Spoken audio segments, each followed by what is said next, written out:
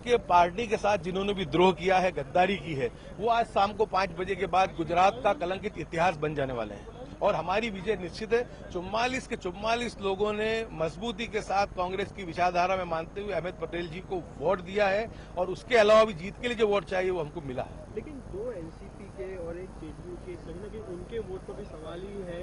हालांकि एक एनसीपी के एमएलए ने कल कह दिया था कि बीजेपी को वोट करें, तो फिर किस तरह आप जीत के लिए सिर्फ जीत के लिए हमको एक वोट चाहिए, वो वोट हमको मिला है और उसके ऊपर भी मिला है। क्रॉस वोट की बात हो रही है कि कुछ जो 44 बिल्कुल नहीं मेरे भाई, कोई 44 लोग कोई क्रॉस वोट नहीं करेगा, क्योंकि यहाँ से जब हम लोग विधायक गए बहुत भारी दिल से दुखी मन से गए थे।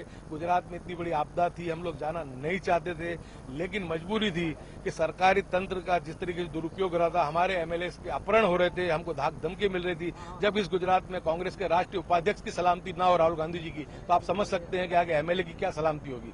तो हम लोग उस वजह से हमको मजबूरी से लोकशाही की रक्षा के लिए और कांग्रेस के मूल्यों का जतन करने के लिए हमको वहां जाना पड़ा। हम लोग वहां थे, वहां पे कांग्रेस के विधायकों में आंखों में आंसू थे कि हमने जिनको समर्थन दिया, जिनको हमारी पार्टी ने सब कुछ दिया, उसके बावजूद उन्होंने जब पार्टी क्राइसिस में चल रही थी, पार्टी को उनको मदद करनी चाहिए थी, उस वक्त पे वो लोग जो पार्टी के साथ द्रोह करके वो लोग गए, उन बातों को याद करके पार्टी की आंखों में आंसू थे। और मैं आपको ये कहूंगा कि पार्टी के कार्यकर्ताओं के आंखों के आंसू जाए जाने वाले नहीं है।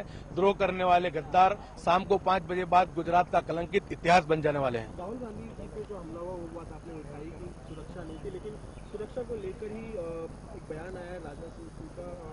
सदन में उनका कहना है कि काफ़ी सुरक्षा प्रोवाइड की गई थी राहुल गांधी जी को। उनको जिस गाड़ी में जाने के लिए कहा गया तो वो उस गाड़ी में नहीं बैठे, इसलिए ये हमला हुआ। कहीं ना कहीं वो एक कारण था हमले का। किस तरह देखते हैं? ऐसा नहीं है, आपने देखा होगा प्रधानमंत्री जी भी आते हैं, उनका प्रोटोकॉल होता है, उसके बावजूद प्रधानमंत्री जी गाड़ी में खड़े रह करके रोड शो करते हैं। प्रधानमंत्री जी गाड़ी के बाहर भी आ जाते हैं। सुरक्षा व्यवस्था जो देनी है वो देने की जिम्मेदारी सरकार की है। लोक नेता जो भी होते हैं वो पब्लिक के सम्मान के लिए, पब्लिक को मान देने के लिए बाहर अक्सर आते ही हैं, लेकिन आपको ये भी पता होना चाहिए कि जिसने पत्थर मारा था वो भारतीय जनता पार्टी का ऑफिस बेरर है। वच्चे ज